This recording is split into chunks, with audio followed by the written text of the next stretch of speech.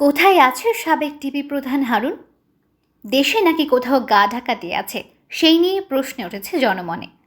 জানা গেছে শেখ হাসিনা পদত্যাগ করে দেশ ছাড়ার পরপরই পালিয়ে গেছে ঢাকা মহানগর গোয়েন্দা পুলিশের সাবেক গোয়েন্দা প্রধান মোহাম্মদ হারুনুর রশিদ।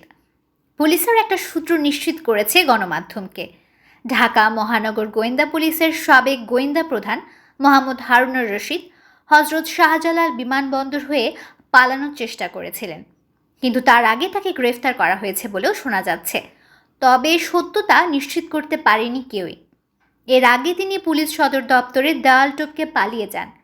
জানা গেছে শেখ হাসিনার পদত্যাগ ও দেশত্যাগের পর বিকেলে ডিএমপির অতিরিক্ত কমিশনার ডিবি প্রধান হারুনুর রশিদ সহ ঊর্ধ্বতন কয়েকজন কর্মকর্তা মাস্ক পরে পুলিশ সদর দপ্তরের দেওয়াল টপকে নগর ভবনে প্রবেশ করেন।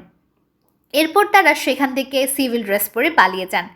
ডিবি হেফাজতে থাকা অবস্থায় বিভাগের প্রধান হারুনের নির্দেশে সমন্বয়কদের জোর করে খাবার টেবিলে বসিয়ে ভিডিও করা হয়। সমন্বয়কদের ছেড়ে দেওয়ার আশ্বাস দিয়ে তাদের পরিবারকে ডেকে 13 ঘন্টা বসিয়ে রাখা হয় এবং আন্দোলন প্রত্যাহারের মিথ্যে ঘোষণা দেওয়া হয় মিডিয়ায়।